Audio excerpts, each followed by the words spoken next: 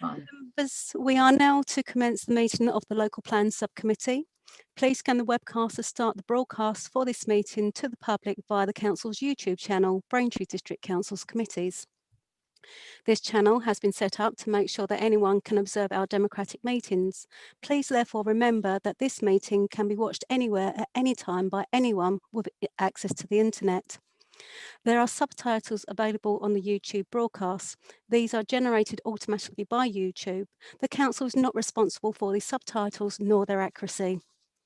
There is a delay between the meeting and the broadcast on the YouTube channel of approximately 30 seconds. Webcasting officer, please can you confirm the broadcast is running? I can confirm that, yes. Thank you very much, Dan. Good evening and welcome to this meeting of the Local Plan Subcommittee on Thursday, the 17th of September 2020. Before we commence with the proceedings, I can confirm that the Council has adopted some basic etiquette rules for its remote meetings. For ease of reference, these are as follows. Please only speak when the Chairman invites you to do so. Members, please let the Chairman know that you wish to speak through the chat function. The Chairman will introduce speakers in the order that they have a request to speak, unless there is a point of order at which we will give way. Please minimise all distractions while you are in the meeting. Members are asked to mute their microphones when not speaking and to consider turning off your video feed if there's too much interference on the audio. Please bear in mind that there may be a lag between speaking and other attendees hearing you.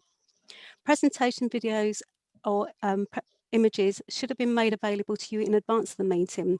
If there are any issues, please indicate if there is a problem. When referring to reports, please quote the page and paragraph number. There is no private business for tonight's agenda. However, please can I remind members that it is their responsibility to ensure that their venue and connection is private. If you lose connectivity at any point or are unable to rejoin the meeting, please call the meeting facilitator. Please only use the chat function for the purpose prescribed for requesting to speak or a point of order. The chat function is subject to the access of information regimes of FOI and EIR, and it's also subject to data protection rules, rules of defamation, and the Council's Code of Conduct. To assist with the management of this meeting, markers will be placed in the chat function indicating which agenda item we are dealing with. The members of the Local Plan Subcommittee are Councillors Mrs Gabrielle Spray, David Bebb, Kevin Bowers, Graham Butland, Tom Cunningham, Tony Everard, Patrick Horner, David Hume, Tom Walsh and Justin Wrench.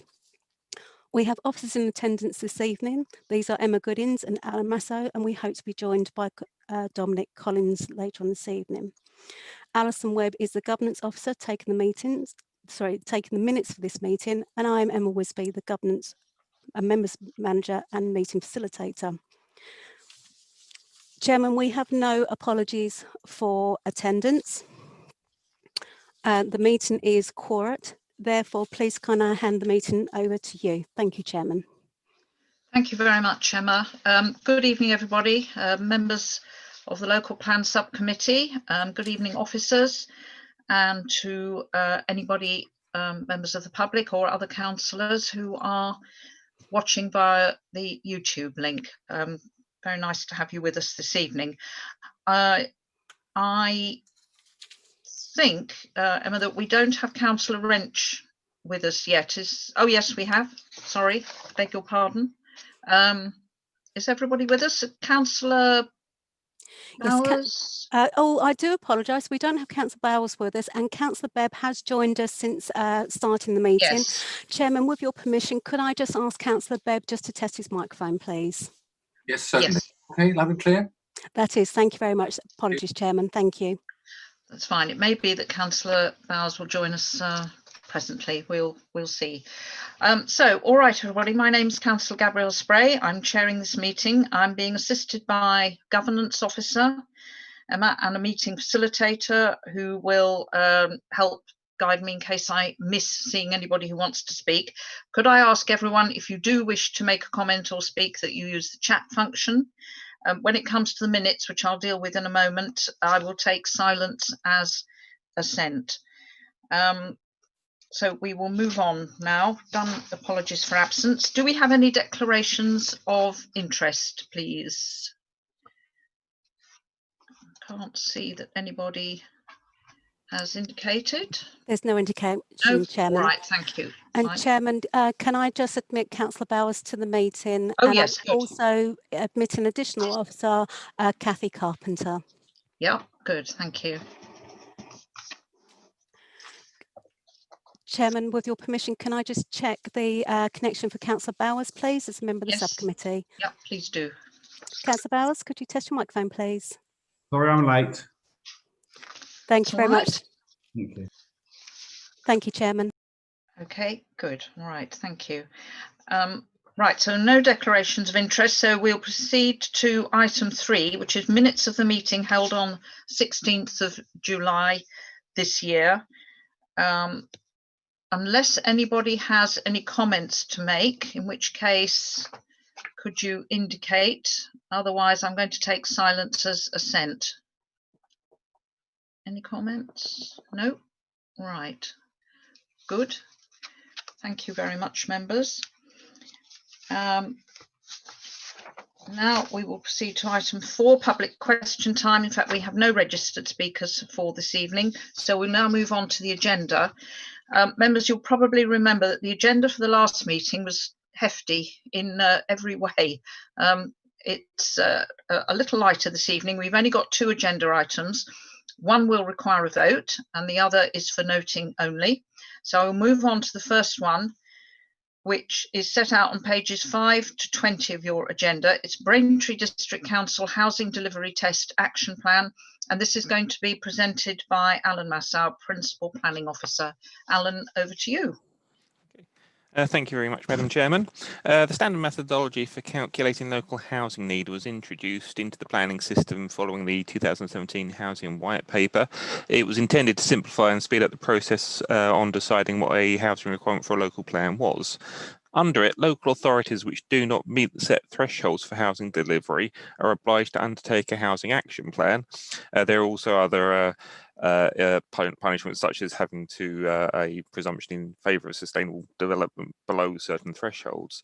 What happened for Braintree last year was that our delivery was measured at 93%, and that meant that we needed to produce an action plan, which went to this subcommittee last year. The latest results, which were published in February this year, show that housing delivery for the district was 67%, meaning that as well as producing another action plan, we now have to add 20% buffer onto our housing supply calculations.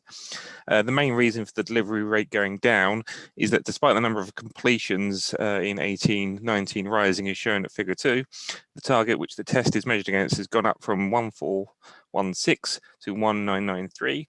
And we also have a smaller time period included in the calculation where the core strategy's lower housing target applies, which was, we had a much larger core strategy period in the previous calculation. As it is also a very short-term projection measuring only the past 3 years of delivery, then previous years in which the authority has over-delivered are not taken into account once they fall out the 3-year calculation period. The Housing Action Plan also shows information on the increase in the stock of sites with planning consent. This is outlined at figure 3 and may be of interest to members. And it also includes proposals for boosting housing delivery, and they are set out at section 5 of the Action Plan. They include measures such as increased use of planning performance agreements and continuing to offer pre-application advice, amongst others. That's all I really have to say on the action plan itself, other than the recommendation is on page 8. Thank you very much. Thank you very much, Alan. Right, does anybody wish to ask a question or make a comment at all? I don't have any indication on the chat function at the moment. Anybody got any comments? Right, Councillor Everard. Thank you, Madam Chairman. I thought I'd sent the message, but there we are. Yeah, on item 5, page 8 rather, paragraph 3.3. I was pleased to see from the scrutiny committee data that we were seeking to utilise suitable disposable BDC sites for housing development and tying up with Chelmer Housing Association, but was sad to note that we were not going to set up our own housing committee. My own housing committee, housing development company rather, which I thought was a main desirable feature of the garden communities. This would ensure predictable delivery and supply to our needs. Of course, tying up with a housing association is still a good thing. Thank you, Madam Chairman. Thank you. Alan, would you like to come back on that at all? But I don't really have anything to add to that unless Emma would like to chip in or not. I think probably only to note that the decisions around the housing delivery company and other items were took by other committees of the council. So the housing action plan is reflecting the current action that has been agreed at the council across all different departments and across all different committees who may have an input into that. So.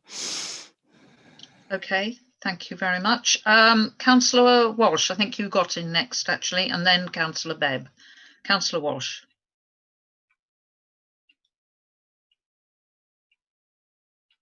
You're muted, Councillor. Is that better? Yep, there you go. Just two questions, please, at this stage about figures. In October 2019, and I haven't quite seen an update in the same manner, and apologies if I've missed it, it set out that we had a total housing requirement then to 2033 of 14,320, with built houses of 2,800 thereabouts, with outline of full planning commission of 5,500 thereabout, with estimated delivery on allocated sites of 6,000, giving a total of those three categories of 14,418. Is it possible now, or maybe afterwards, maybe through Alan Massow, to give us an update on those figures? Right, would you, if you have a second question, would you like to do that one, and then we'll scoop up the answers? Yep.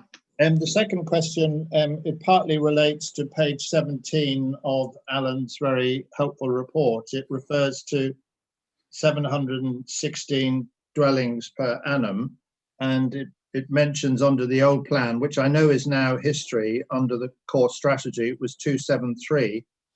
But I've also seen reference, I think 2017-18, to a housing delivery test figure of 640.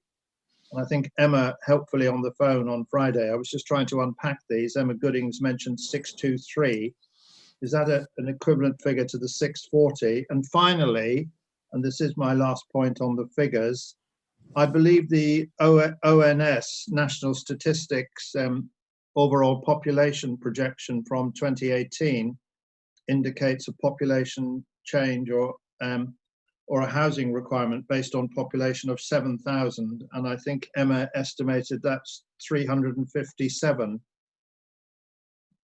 What is the relative merit and demerit in planning terms or technical housing terms between the figures of 716, 640 or 623 and 357? And is the 357 a valid alternative figure? Right. Alan, would you like to tackle that? Yeah. Emma wants to take both of them. No, I think there's some confusion, and rightly so, because the government is reasonably confused on this around the different figures. So the housing delivery test is based on the standard methodology. It's not based on the targets in the local plan until the local plan is adopted. So the government, if you look at, and we can circulate the link if that would be helpful, we can circulate the results of the housing delivery test to members, which is a government calculation. So it's a government spreadsheet on which they have calculated our housing need for those 3 years. And I think within the report, and Alan may be able to find the paragraph numbers for me, it sets out how those what those different years have been calculated on. So I think the last one is calculated on standard methodology, the middle one is calculated on a mix of standard methodology and something else, and the third figure. So each year we have a different target within that housing delivery test, and as I say, that's government set figures. So those are different to the local plan. If we were to get the local plan adopted, whatever the figure is in that local plan, that would then feed into our targets from following years within the housing delivery test. But at the moment, those housing delivery test targets are related to standard methodology and not the local plan. So I hope that sort of clears that up, but happy to circulate the spreadsheet if members would find that helpful. I'll do that after the meeting. And then just on your other question, Councillor Walsh, I wouldn't want to comment at the moment on the merits of any of the alternative number targets for the local plan. We've set out our position to the inspector on that, and we await his responses to that as to whether we need any further evidence before we take a firm number forward. So I wouldn't want to speculate on any of those figures at this time. Mm-hmm. Thank you. Yes, Councillor Walsh, you want to come back? Very briefly, and maybe this will have to be done offline, but the figures I read out, I won't repeat them, for October 2019 about housing requirements in relation to built, planning permission and expected to be delivered.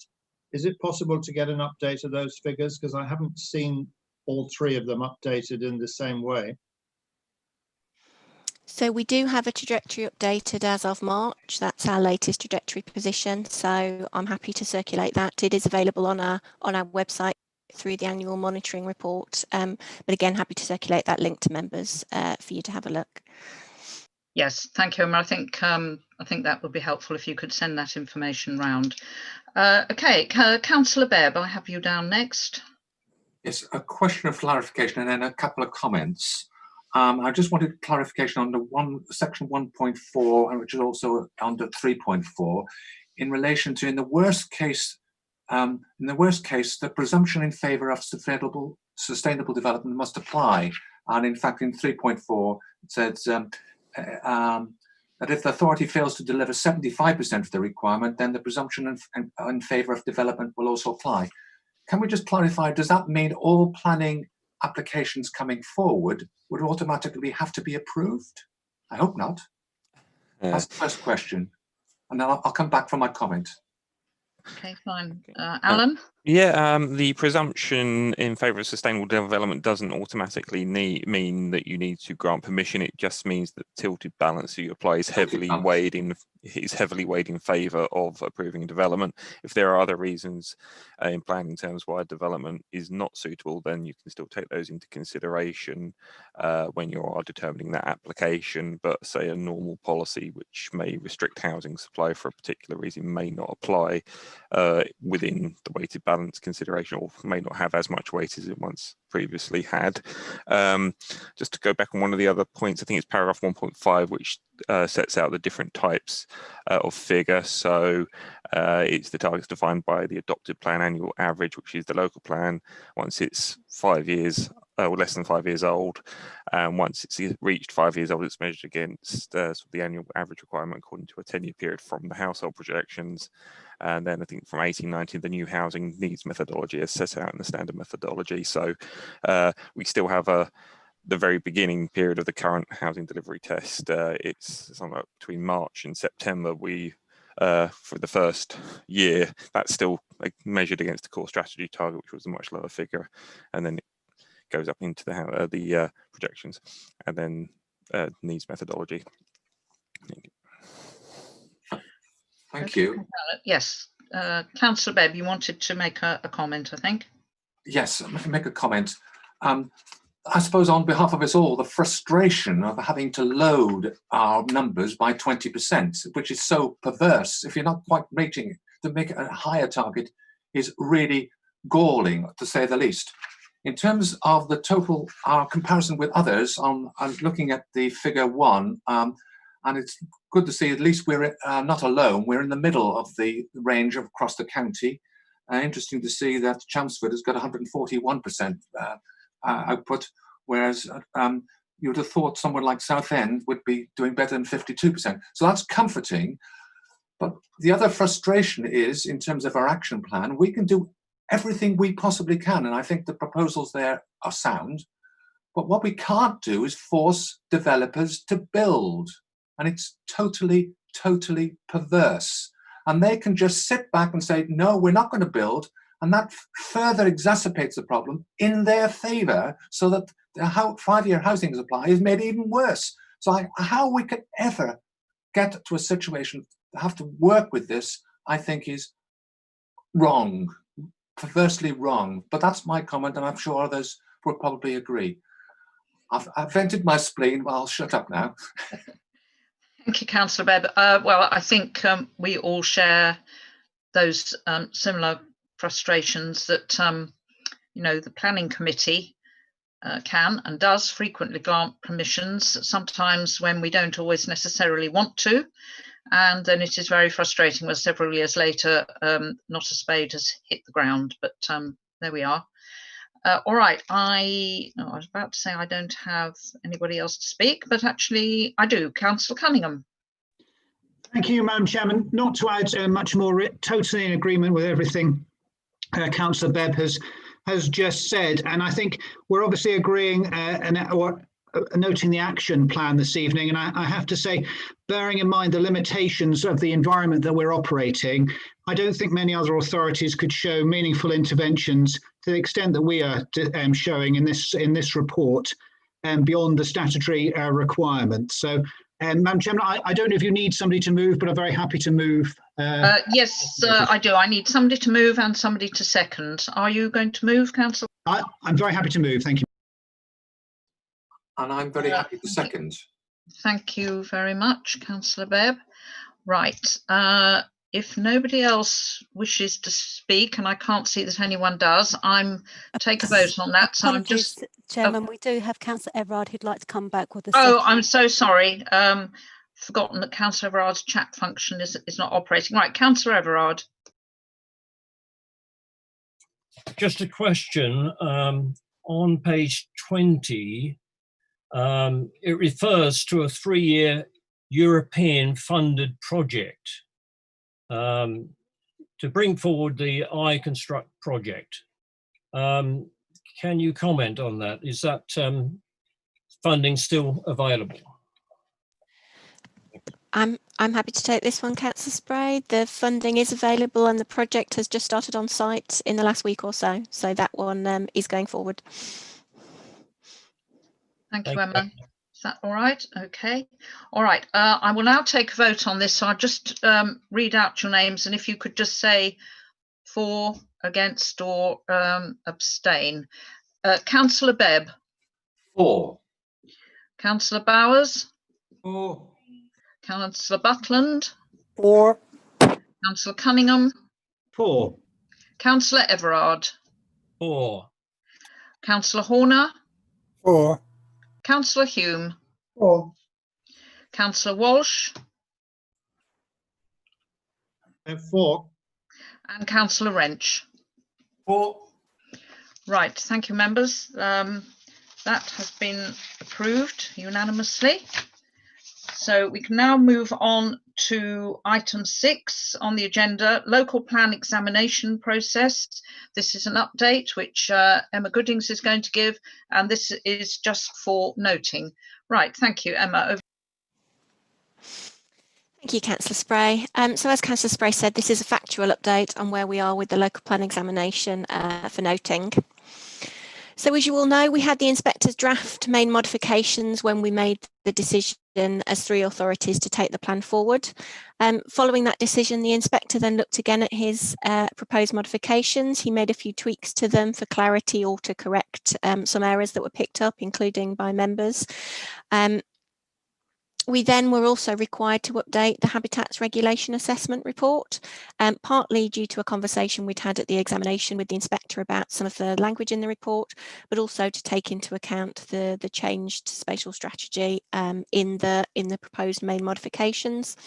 That's a similar position with the sustainability appraisal, so that had to consider the main modifications the inspector was proposing and their impacts as it had done the rest of the local plan. So the updates of both those documents were undertaken by our consultants LUC, who had written the original reports. So all 3 documents now, so that's the schedule of proposed main modifications, the revised SA and the revised HRA, are all now available for public consultation. And that public consultation is for just over 6 weeks and closes at 5 p.m. on the 9th of October. So just for your information, I checked the website today. We've got around 20 comments in so far, although we expect, as usual, that most comments will come in within the last week, normally within the last day or so of the consultation. And so we've still got a bit of time until we reach the peak of consultation responses coming in. In terms of process, we receive consultation responses either written via email or directly onto the system. We check them purely to make sure there are no profanities or issues that would lead to a data breach within them, and then we publish them in full on the consultation portal, so you can read them as they go on. We're up to date, I think, with processing them at the moment, but we may get a little behind as we get towards that bulk at the end. But once the consultation period is finished, we will process all those representations, have them all to view on the website, and we'll send them over to the inspector. And it will be for him directly to consider. They won't be for us to make any comments on, for us just to send them over to him and for him to consider. And of course, the number and scope of the comments that we receive to the consultation will then determine how long the inspector takes to consider them and also what his next steps would be. So separately, members, as you know, the inspector has also been considering the matter of the latest 2018 ONS projections. And members will be aware that the inspector and the North Essex authorities have exchanged a number of correspondence on this matter, which are all published on the examination website at page 4, for those of you who haven't had a chance to read them. That also includes a report by our consultant Stantec. So following this exchange of letters, the inspector wrote to examination participants and everybody on the examination mailing lists for the 3 authorities, asking them if they wanted to make any comments on the ONS population projections or our responses to them, or his response and letters to them, that they should provide direct written comments to the inspector via the programme officer, and they have until the 12th of October to do that. Again, it will depend on the volume and scope of those comments that the inspector receives as to the timescale that he can get back to us with his next steps. So moving on to section 2, I'm delighted to say that we've been allocated 2 inspectors by the Planning Inspectorate to consider section 2 of the local plan. Those inspectors have also been appointed for Colchester and Tendering's plans, which has both its positives and its negatives. I think the scheduling of examination sessions in particular will be a challenge for them, as obviously we can't hold concurrent sessions across the 3 authorities. So as set out in the agenda, we don't actually know the timescale for that examination and the hearing sessions yet. That will depend on progressing with section 1 and bringing that to its conclusion before we can then move on to hearing sessions in section 2. We also don't know as to the format of those examination hearing sessions yet. That will depend on the timing of them and the current situation. So they could be in person but socially distanced. They could be entirely online in a forum such as this, or they could be a blended mixture of the 2. The inspectors have indicated that they will give us guidance on that as soon as they're able to, and will work with both our own tech and governance teams and the PINs, the Planning Inspectorate, have their own technology team as well who are working on this. So we'll give you more details of that when we have them. But whatever the format of those hearing sessions, they will essentially be the same as if they were in person and were carried out under section 1. So it remains the basis that people can participate in these examination sessions if they are invited to do so by the inspector, and only if they're invited to do so by the inspector. So in the meantime, while those consultations are live, the team are busily working away on updating the section 2 in light of the changes to section 1, but also in light of the time which has elapsed since the plan was submitted.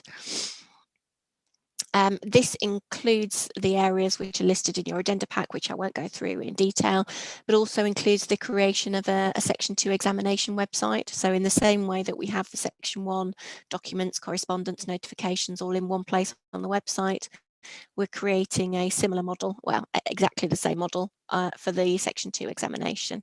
So that's starting to go live on the website at the moment. And then just finally, for your noting, as officers, we have appointed Rob Williams, barrister, who helped us with the Section 1 examination. He's also going to help us with the Section 2 examination, and we're currently working closely with him on any updates and legal issues that we need to do to make sure that we can progress as efficiently as possible with the Section 2 examination. So that is the update. It is for noting, but happy to take any questions on the process of those next steps. I have Councillor Walsh wishing to speak. Thank you, Madam Chairman. Just a two-part question. The first part, possibly for Emma, I don't know. You mentioned, I think, on the first page of your report, Emma, a reference to the, in the summary, to the ONS population. May I just confirm, because it is a bit confusing, does the latest ONS population figure, is that the one that could equate or does equate, if this figure is adopted, to an annual dwelling requirement of 357 per annum? And that's just for confirmation. The second part of my question, and it's maybe how long is a piece of string, but do we have any idea at all, the Section 1, we're awaiting the reaction to the modifications, the revised hearing. Do we know under that when we might get to the stage of having an adopted local plan, and possibly any indication under the Section 2 process? I appreciate the second one is difficult, but if we've got any idea at all, I think it might be of interest. Thank you, Councillor Walsh. Emma, would you like to, well, certainly take the first one and possibly the second question as well? Yeah, thank you, Councillor Spray. So the ONS projections are the starting point for considering a target in the local plan. So we know that those ONS projections are amended every 2 years, and the latest projections were released in July, and those are the ones that the inspector is now asking us to consider. Those are the ones, as you say, where if you annualise out the sort of total 7,000 figure across the local plan period, you get something like 357-ish each year. So yes, that is that figure, but it is only a starting point for a local plan target, is not a local plan target in of itself. And then the second question, as you say, yeah, it really is very difficult to judge, and it is entirely within the inspector's gift as to how quickly he can progress. So once we've got all the responses over to him following the closure of the consultation period on the 9th of October, and then he's received all his further correspondence, if there is any, on the 12th, then I would hope that he would be able to look at that quite swiftly. And then the problem is the timing of that then depends on what course of action he wishes to take. So if he has enough information in there and feels like he can conclude the examination with a final letter, then we would hope that would come fairly swiftly. But if he does feel like he needs to reopen hearing sessions, for example, which is within his gift in exceptional circumstances, then obviously that would take some time, and there has to be at least 6 weeks notice of those sessions. So there'd obviously be a much longer timescale for that. And then the Section 2 will follow. So we won't be able to have hearing sessions on the Section 2 until we've moved forward with the Section 1, and in particular till we've got that final confirmation of that housing number, which obviously is fundamental to the Section 2 and the allocations within the Section 2. Hopefully that the process of the Section 2 examination would be relatively straightforward, but an examination timetable really is in the gift of the inspectors, and the complicating factor of having Colchester and Tendering's local plan examination Section 2s to hold as well. So I would be hopeful by summer next year we'd be in a position where we've finished the whole process, but that is just my best guess at this point. Okay, thank you, Emma. I would only sort of add one comment really with regards to the ONS housing numbers, just to remind everyone that the inspector has opened a 4-week consultation on the housing numbers and has specifically asked for comments to go back to him via the programme officer. And I would urge anybody who has any questions or comments on the housing numbers to use that route to go via the inspector as he has requested. Right, Councillor Bebb, I have you wishing to speak. Yes, on page 24 regarding section 2, I noted that 2 inspectors have been appointed, which is somewhat of a departure, is it not? I thought it was normally a single inspector, which is always perverse anyway, because in a magistrate's court they have 2 magistrates for a second opinion. So why have we got 2 suddenly? Are they going to work together, or are they going to work on each of the plans separately? Just a question. I'll let Emma answer that. Of course, Uttlesford had 2 inspectors for their local plan, so I think it's not unheard of, and I am assuming that this is because Colchester and Tendring are involved as well. But Emma, would you like to add anything to that? So I was going to make the same point that Uttlesford had 2 examiners appointed, so it appears that there is a recognition perhaps from PINS as to the workload that an examination puts on a single inspector, and there are a number of plans now which have dual inspectors appointed. In terms of the format, we are expecting both of the examiners to take part in our examination.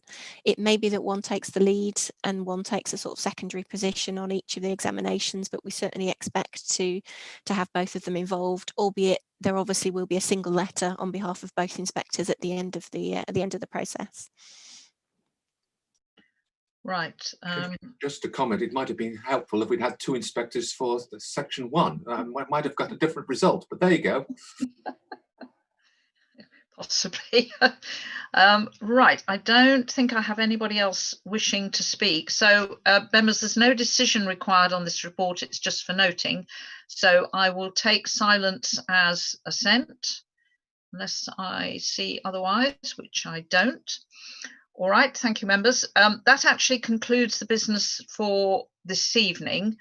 There is no item under urgent business, so I'm going to close the meeting at 18:33, which in terms of this subcommittee is pretty good going, actually.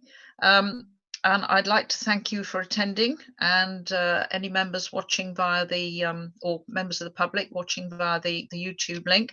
And I will hand over now back to the meeting facilitator. Thank you. Thank you very much, Mrs. Spray. Members, before I ask the webcaster to terminate the broadcast on the Council's YouTube channel, I'd ask members to complete the short web-based survey that will be emailed to you shortly. This information is very important to us as we move forward and help us to improve our meetings. I'd also like to remind you that the Council will be retaining performance data relating to your connection to the meeting. This is held just in case we have a legal challenge to the way we've held this meeting this evening. Thank you very much for bearing with us and attending this evening. Webcasting officer, please can you confirm that the YouTube channel has now stopped its broadcast?